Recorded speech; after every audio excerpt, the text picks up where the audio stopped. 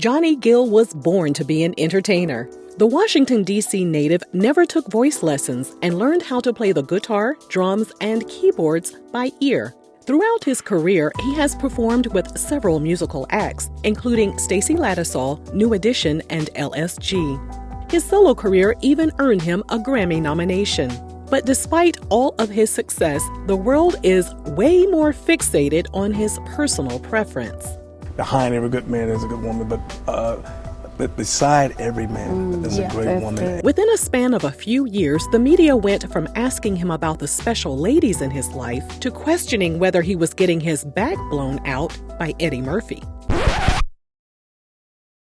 Don't forget, you can gain access to this audio and one unreleased video per month on the RRG Patreon.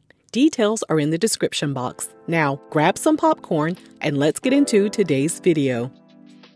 In the 80s, Stacy Lattisaw had success with several chart-topping hits, such as Jump to the Beat, Let Me Be Your Angel, and Love on a Two-Way Street. Even though she was young, she was well respected in the industry and had a lot of connections through her record label.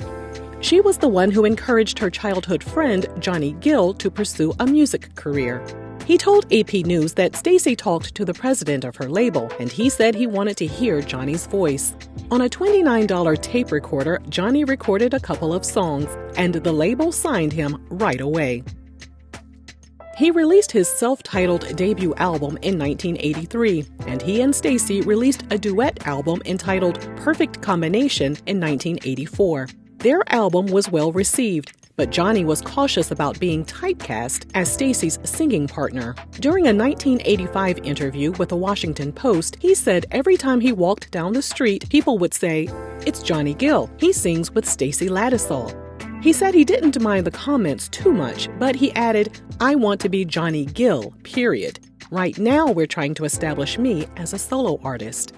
His sophomore album, Chemistry, was released in 1985, and after joining New Edition, he was featured on their 1988 album entitled Heartbreak. Then he linked back up with Stacy in 1989 for her song, Where Do We Go From Here? Even though he insisted he and Stacy were just childhood friends, that wasn't the truth. Behind the scenes, they were an item. There isn't much known about their romance, but we do know that after joining New Edition, he and Stacy's relationship fizzled out. During a 3-part New Edition documentary that aired on BET, the character that portrayed Johnny suggests that Stacy's mom had an issue with his dark skin, and that may have led to their breakup. After the series aired, Stacy's brother took to his Facebook page to drag Johnny. Her brother insisted that their mom didn't care about Johnny's skin color. He also attempted to dispel the rumor by mentioning Stacy's current husband has brown skin. Stacy didn't keep quiet for long either. While replying to the comments on her brother's Facebook profile, she defended her mom by writing, "Only a few know the truth. She was protecting me from what she saw." Johnny joined Motown Records and released another self-titled album in 1990, which included the hit songs Rub You the Right Way and My, My, My. In the album credits, he included a sweet dedication to a mystery woman. He wrote, "A special person. Hopefully one day I can show you how special you are to me." During an interview with AP News, he opened up about his crush. He said he had liked her for almost 8 years, but he really got to know her better while he was touring with New Edition. Johnny said they weren't an item because the woman was already in a relationship with someone else. He added, "I'm not one of those into breaking up a happy home." Johnny continued releasing music as a solo artist and as a member of New Edition. He also teamed up with Keith Sweat and the late Gerald Levert to form a group called LSG. He had a great career and an exciting personal life as he spent time with his best friends, actor and comedian Eddie Murphy and boxer Sugar Ray Leonard. We didn't hear much about his love life up until a 2005 bombshell report. A website called Atlanta Gossip interviewed a woman who claimed to be Johnny's ex-girlfriend. She said Johnny struggled with his sexuality and Hollywood pressured him to date women. The woman explained that she had no choice but to break up with him in early 2005 after she became suspicious about his friendship with Eddie. The woman said, Johnny and Eddie have always been very close friends, but I could not compete with their relationship. It was strange. I can't even explain it.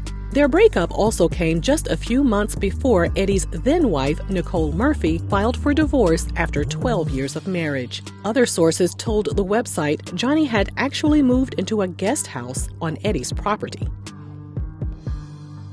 Just 6 months after those allegations hit the internet, Johnny welcomed a baby boy named Isaiah. Now, you're probably wondering who the baby mama is. But Johnny is extremely secretive and has yet to reveal her identity. However, an online website said the mother was a Washington, D.C. reporter, and Johnny later revealed to Essence magazine that he and the woman were never in a relationship.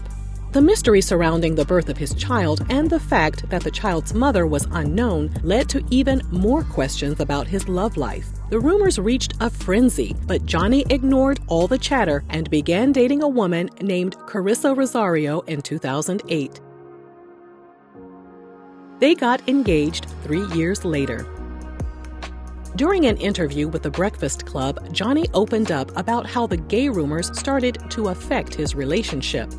Without mentioning Carissa's name, he said his girlfriend questioned him about the rumors that he had a thing going on with Eddie. She said she didn't believe all the gossip, but Johnny said he couldn't continue to go to bed with her every night if she had even a little bit of doubt in her mind. So he asked her to write down any questions she had, and Johnny wrote down some questions too. Then he took a lie detector test. The results proved that he wasn't being deceptive when he claimed he and Eddie were just friends. He and Carissa set their wedding date for July 2011, but Johnny told Sister to Sister magazine they pushed the ceremony back because he wanted to focus on the release of his album entitled Still Winning. The album hit stores in October 2011 and received mixed reviews as it landed at number 17 on the Billboard chart. As for the wedding, well, it never happened, and he and Carissa went their separate ways. In 2014, he and New Edition performed on The View, and that's where he met the show's co-host, SHERRI Shepherd. There were rumors that they became an item, but SHERRI told Madame Noir website they decided to just be friends after Johnny told her he wasn't interested in sleeping with her. Since then, Johnny hasn't been publicly linked to anyone. While reading his 2015 open letter for Essence magazine, it's apparent to us that he's more focused on raising his son, who was 9 years old at that time. Johnny revealed he and his son's mother were co-parenting from opposite sides of the country. He was staying in Los Angeles, and she lived in D.C. Johnny said it was difficult dropping his son off at the airport and seeing him cry, or the times he would get a call from the school and his son would get on the phone and say, "I just want my daddy." The pain of being separated from his child made him come to the decision that he would never get involved in a co-parenting situation ever again. He said he wanted more children, but next time he would make sure that he and the mother lived under the same roof. As far as we know, he has yet to fulfill his dream of expanding his family, but we wish him nothing but the best.